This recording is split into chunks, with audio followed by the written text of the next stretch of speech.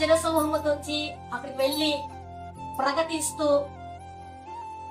ఆయన ఒక ఊరికి వచ్చినాడు. ఆ ఊరిలో అనేక మంది చెప్తాంటే యేసు ప్రభు వారు ఈ కార్యము చేస్తాడు, చనిపోయిన వారిని లేపుతాడు, ప్రతి ఒక్క రోగం స్వస్థపరచబడుతున్నది అని చెప్పి ఒక వ్యక్తి విన్నాడు.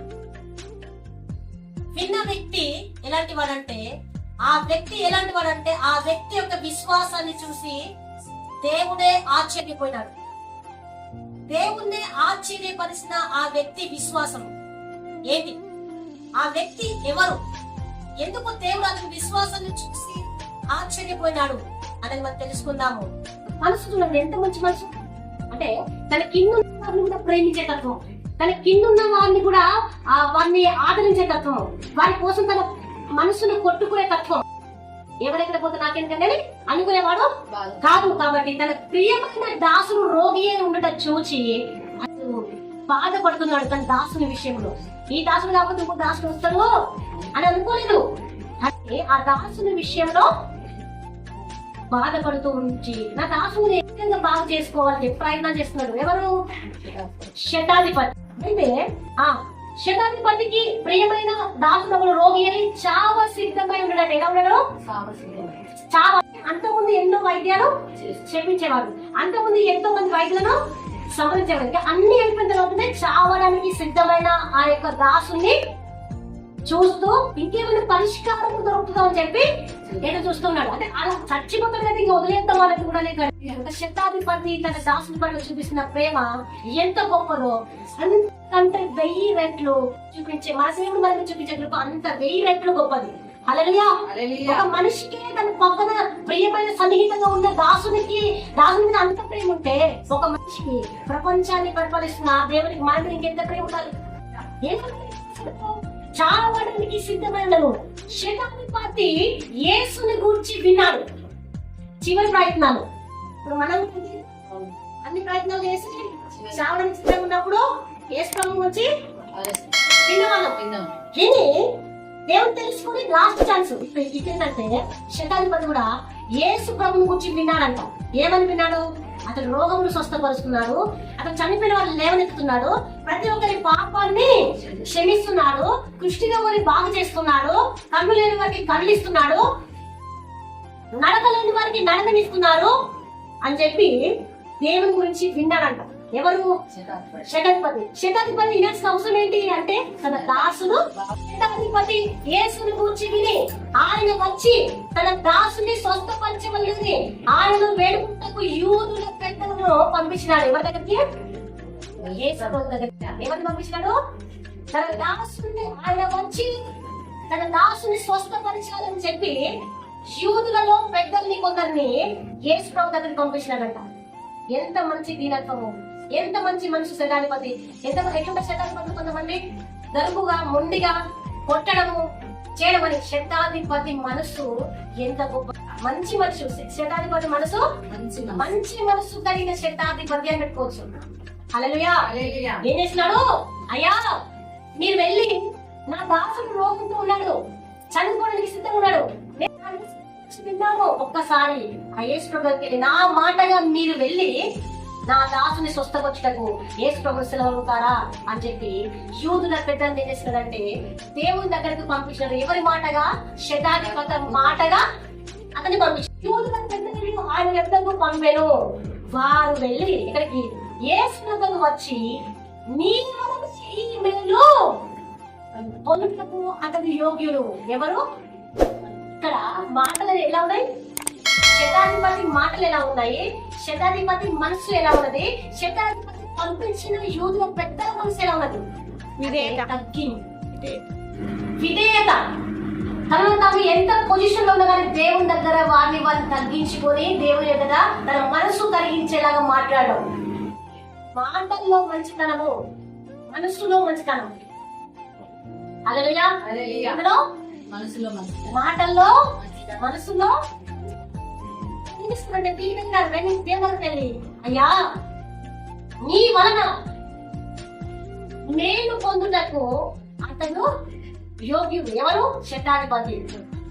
ఎందుకు యోగ్యుడు అంటే ఈ మాట చూడండి, దేవుని దగ్గరికి వెళ్ళి మా శతాధిపతి పంపించినారు, మీరు రండి, వెళ్ళి మా దాసులకు రోగుతున్నాడు, మా శతాధిపతి మీరు తీసుకుని అని చెప్పలేదు.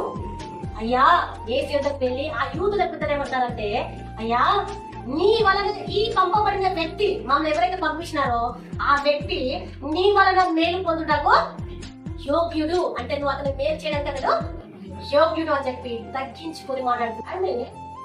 నీ వలన ఈ మేలు పొందుటకు అతడు యోగ్యుడు. అతడు ఏం చేసినాడంటే జనులకు, అతడే ఈ జనులందరికీ ఏం చేసినాడంటే సమాజపు మందిరమును కట్టించింది అతడే కనుక అతను ఏదో మీరు వచ్చి తన దాసుని ముట్టడానికి అతడు యోగ్యుడు. అంటే నీ పనులు అతను సహకరించేవాడు, నీ పనులు చేయి వేసేవాడు, నీ మందిర నిర్మాణంలో అతను ముందు కట్టించిన వాడు, కాబట్టి నీ ద్వారా మేలు పొందుకోవడానికి అతడు యోగ్యుడు. హల్లెలూయా హల్లెలూయా అని చెప్పి దేవునితో మాట్లాడుతున్నారు. మాట్లాడటం కాదు, ఏదంటే చదువునండి, ఎందుకంటే దాసుడు యోగ్యుడు అంటున్నా అంటే అతను మన జనులను ప్రేమించి మనకు సమాజ మందులకు తాను కట్టించనని అతనితో చెప్పి మిక్కిలి బతిమాలుకొనేది. ఏం చేస్తున్నారట? సమాజ మందిరం జనులందరి కోసం కట్టించడానికి ఆయన సహాయపడ్డాడు, ఆయన నీ మేలు పొందుకోవడానికి యోగ్యుడు అని మిక్కిలి దేవుని బతిలాడుతున్నారట. హల్లెలూయా. ఈ రోజు కనిపిస్తారా? ఈ రోజు బతిలాగా కనిపిస్తారా? ఈ రోజు దేవుని కార్యం కోసం బతిలాగా కనిపిస్తారా? వస్తేనే తలెచ్చిపోతున్నారు. దేవుని పని చేయడం కోసం అధికారులు లోబడ్డారు, అధికారులు దేవునికి సహకరించారు. కొంతమంది సహకరించిన, కొంతమంది సహకరించకుండా నిలిచిపోయినారు. వారు వచ్చి కాదు, సహకరించిన వారు కూడా ఉన్నారు. పట్టుకుంటున్నారు, అయ్యా రండి, ఎవరు రండి, మీరు వచ్చి మా శతాధిపతి దగ్గరికి వచ్చి మీరు ఆ దాసుని ముట్టండి అయ్యా అని చెప్పి ప్రతి మిక్కిలి పొత్తే కాదు, ఇట్లా మిక్కిలి బతి మారుతున్నారంట. ఇంకా దేవుడు ఏమన్నా చూద్దాం. కావున యేసు వారితో వెలుగు. ఆయన తన ఇంటి దగ్గరికి వచ్చినప్పుడు శతాధిపతి తన స్నేహితులను చూసి, యేసు ప్రభు వారు ఆ శతాధిపతి ఇంటి దగ్గరికి రావడము ఎదురు చూసినారు. శతాధిపతి చూసిండు. ఇప్పుడు గలపతి తీసుకుని లోపలికి వస్తుంటే చూసి తన స్నేహితులను పిలిచినాడు. మళ్ళీ పిలిచి ఏమంటున్నాడంటే చూద్దాం.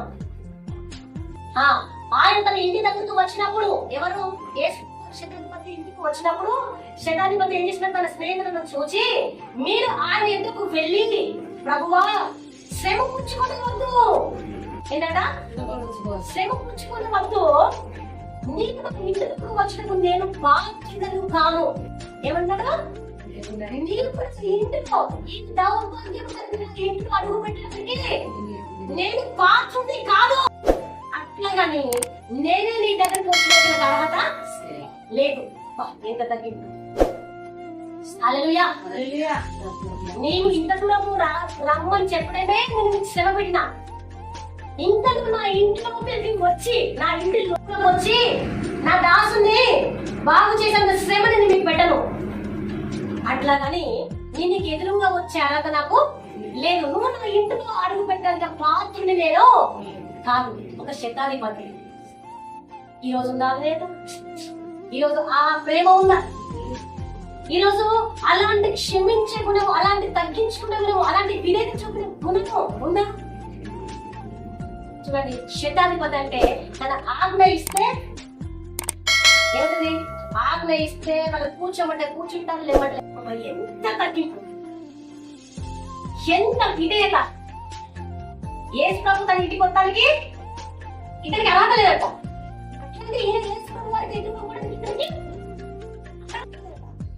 ఎంత తగ్గింపు, ఎంత తగ్గింపు, అసలు ఎంత మంచి మనసు కదా. సెలవిము, నా దాసును స్వస్థత పొందుకుంటాడు. యేసు ప్రభు నమ్మినాడు, యేసు ప్రభు గురించి విన్నాడు, యేసు ప్రభు గురించి తను చేసిన కార్యం గురించి విన్నాడు, విని నమ్మినాడు. ఎందుకంటే ఆ దేవుడు చేయగలడు అని చెప్పి నమ్మినాడు. అయ్యా నువ్వు నా ఇంట్లోకి వచ్చేంత పాత్రుడిని నేను గాను, అట్లాగని నీకు ఇంట్లోకి వచ్చేంత అర్హత నాకు లేదు. నువ్వు అక్కడి ముందే ఏం చేయాలంటే మాట మాత్రము సెలవిమ్ము, నా దాసుడు స్వస్థత పొందుతాడు. అని చెప్పి అన్నాడంట. నేను సహాధికారులే. ఎందుకంటే ఆ మాట ఆజ్ఞ ఇవ్వడంలో ఎంత అధికారం ఉందో నాకు తెలుసు. ఏమన్నాడు? నువ్వు ఒక సెలవిస్తున్నావు. సెలవు అంటే ఆజ్ఞ ఇస్తున్నావు అంటే ఎట్లా ఉండదో, ఆ ఆజ్ఞకి ఎంత పట్టు ఉండదో, ఆ ఆజ్ఞకి ఎంత విలువ ఉండదో నాకు తెలుసు. ఎందుకంటే నేను కూడా ఒక అధికారినే. నేను కూడా నా ఆజ్ఞ కూడా ఒక విలువ ఉంది. నేను కూడా ఒక అధికారి కింద పనిచేస్తున్నారు, నా కింద పనిచేసే వాళ్ళు ఉన్నారు. ఆజ్ఞ ఎలా ఉంటుందో నాకు తెలుసు అని నేను నా కింద ఉన్న దాసులు కూర్చోమంటే కూర్చుంటారు, లేవమంటే లేస్తారు, పడుకోమంటే పడుకుంటారు, నిల్చోమంటే నిల్చుంటారు. యేసు ఈ మాటలు విని అతని కూర్చి ఆశ్చర్యపడి, అర్థమైందా? అంటే ఒక అధికారం కలిగిన వ్యక్తి అంటే ఏదో నార్మల్ పర్సన్ కాదన్నా, ఏదో నార్మల్ విశ్వాసి కాదు, ఒక అధికారి. ఒక అధికారం అంటే తన కింద కొంతమంది దాసులు కలిగిన వాడు. ఆజ్ఞాపిస్తే ఆ ఆజ్ఞను తూచ తప్పకుండా పాటించే సైనికులు ఉన్నారు అతని కింద. అతను ఇంత విధంగా చూపించడము, ఇంత ప్రేమ చూపించడము, ఇంత తగ్గింపు స్వభావం చూపించి మాట్లాడడము దేవుడు ఎప్పుడు వినలేదంట. వినకుండా ఇట చేయడం వల్ల విని అతన్ని గురించి ఆశ్చర్యపడినాడంట. హల్లెలూయా. ఇప్పుడు శతాధిపతి యొక్క విశ్వాసం ఎవరిని ఆశ్చర్యపరిచినది? యేసు ప్రభువును ఆశ్చర్యపరిచినది. అంటే ఇన్ని తిరిగినట్టు బాబు, ఎన్నెన్నో తిరిగినాడు, కానీ ఎవరు ఇంత విశ్వాసం చూపించలేదు కావచ్చు, తెలిసి ఎవరు ఇంత నమ్మకాన్ని చూపించలేదు కావచ్చు దేవుడి విషయంలో. అందుకే ఇతని గురించి విని ఆశ్చర్యపడి ఏమంటాడంటే, నన్ను వెంబడిస్తుందా ఈ ఇశ్రాయేలు చరిత్రలో కూడా ఇంతటి మంచి విశ్వాసాన్ని, ఇంత మంచి గొప్ప భక్తిని చూడలేదే అంటున్నాడు. ఇప్పుడు అంతమంది జన సమూహంలో దేవుని వెంబడిస్తున్నారు, వారికి లేదండి ఇంత విశ్వాసం. ఇంత గొప్ప విశ్వాసము నేను చూడలేదని చెప్పి శతాధిపతిని గురించిన సాక్ష్యం ఎవరిస్తున్నారు? దేవుడిస్తున్నారు. ఈ రోజు అలాంటి సాక్ష్యం దేవుడిస్తున్నారు అన్ని పక్షాన. తనకు కలిగిన అధికారాలన్నిటినీ తత్వరిస్తున్నారు దేవుని దగ్గర. తనకున్న అధికారాన్ని, తనకున్న డబ్బును, తనకున్న ఐశ్వర్యాన్ని, తనకున్న దాసులను మోసం చేస్తాడు, తగ్గించుకున్నాడు. దేవుని అక్కడ హెచ్చించినాడు. అంటే దేవుని గణపరిచాడు. అక్కడ దేవుని పిల్లని గణపరిచినాడు, దేవుని పనిని గణపరిచాడు, దేవుని మాటకు పిలిపించినాడు, దేవుని తన ఇంటిలోకి చేర్చుకున్నాడు. అయ్యా రావడము నాకు అర్హత లేదు కానీ, నేను ఎదురుపడే అర్హత లేదు కానీ, నువ్వు అర్థించలే నా దాసుని కొరకు ఒక స్వస్థతను, ఒక మాట సెలవిమ్మని చెప్పాడు. ఈ రోజు దేవునికి మనం ఎంత ప్రియారిటీ ఇస్తున్నాం? ఈ రోజు దేవునికి మనం ఎంత అవకాశం ఇస్తున్నాం? ఈరోజు దేవునికి ఎంత మంది తగ్గింపు జీవితాన్ని చూపిస్తున్నాం? ఈరోజు దేవుని కోసం నీ మంచి ఏం ఇస్తున్నావు? అంత అంటే దేవుని గణపరచడు కానీ ఆ శతాధిపతి దాసుడు ఏం చేసినాడు? సుస్థత పొందుతున్నాడు. ఈరోజు నీ తగ్గింపు జీవితమే నువ్వు చేసే ప్రార్థనలకు, నువ్వు ఇవాళ కూడా స్వస్థతకు కారణమవుతుంది. పంపబడిన వాళ్ళ ఇంటికి తిరిగి వచ్చి ఆ దాసుని స్వస్థత ఉంటే చూసినాడు.